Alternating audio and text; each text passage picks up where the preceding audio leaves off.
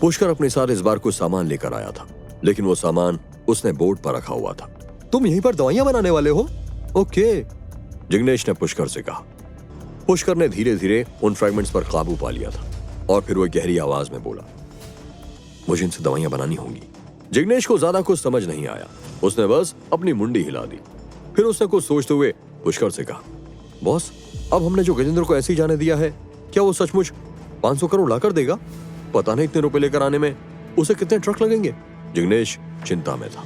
पुष्कर धीमे से मुस्कुराया और बोला, कोई फर्क नहीं पड़ता कि वो पैसे देगा या नहीं। जब तक उसकी फैमिली वहां है, मैं अपने पैसे किसी न किसी तरह निकाल ही लूंगा। इसी वक्त कई लोगों का एक ग्रुप अचानक वहां पहुंच गया। ये वही गांव वाले थे जो थोड़ी देर पहले गजेंद्र से टकराए थे। उन्होंने वहां उस बड़े से ईगल को जमीन पर पड़े हुए देखा तो सभी सरप्राइज हो गए। संतरी भी उन्हीं में शामिल थी। उसके पीछे 2 गांव वाले खड़े थे जिन्होंने टोनी गोद में उठा रखा था और उसे 2 कपड़ों से अच्छे से ढका हुआ था। जैसे ही संतरी ने पुष्कर को देखा, वे तरह चिल्लाते हुए पुष्कर के पास चली गई और जिग्नेश इस औरत को अपने बॉस पर चिल्लाते हुए कैसे देख सकता था। वो तुरंत चिल्लाया, ओ, तुम क्या बनना चाहती हो? अगर तुम्हारा बेटा मर भी गया तो इसका पुष्कर से क्या लेना देना है? अपने बिखरे हुए बालों को लेकर संतरी ने तुरंत एक गांव वाले के हाथ से और की तरह चीखते हुए बोली, लेना देना कैसे नहीं है? अगर इसने उस बड़े ईगल को ना मारा होता तो उसका गजेंद्र को ईगल ना मिली होती, और अगर उसे ईगल ना मिली होती तो मेरा बेटा मजे लेने के लिए गजेंद्र के पीछे अपने कुत्ते ना छोड़ता, और अगर ये सब ना होता तो गजेंद्र मेरे बेटे को गोली क्यों मारता? सारी मुसीबत की जड़ तुम ही हो पुष्कर।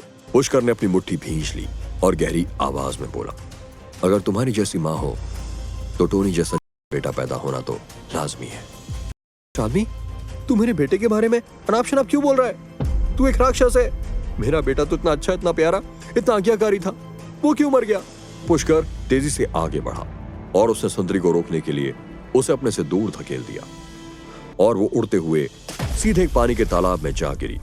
और वहां से निकलने से पहले वो बहुत देर तक चीखती चिल्लाती रही।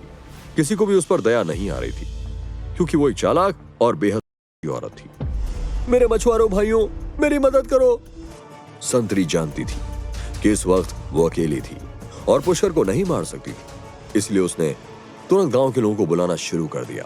लेकिन गांव के लोग इस वक्त पुष्कर से खौफ खा रहे थे। उन सभी के पांव और हाथ कांप रहे थे जब उन्होंने पुष्कर की ओर देखा। क्या कहा तुमने? तुम्हारा बेटा बहुत अच्छा था। तुम्हें लगता है कि तुमने एक अच्छे बेटे को पैदा किया था? ठीक है, मैं तुम्हें तुम्हारे बेटे से मिलवा देता हूं। अचानक एक बहुत ही नेगेटिव सी शैडो टोनी के ऊपर तैरने लगी। मास्टर देबू, जो अभी तक ये सब देखकर बिल्कुल चुप थे, अचानक चौंक गए और जोर से चिल्लाने लगे, पुष्कर नहीं, वो एक ही बहुत ही ईवल आत्मा है।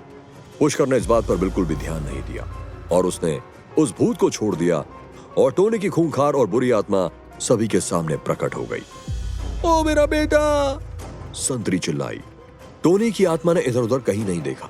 उसकी खूंखार आंखें सिर्फ और सिर्फ संतरी को घूर रही थी और वो तेजी के साथ उसके ऊपर झपट पड़ा। टोनी, मैं तुम्हारी माँ हूं। बेटे, ठीक से देखो, मैं तुम्हारी माँ हूं। संतरी का सिर चकराने लगा।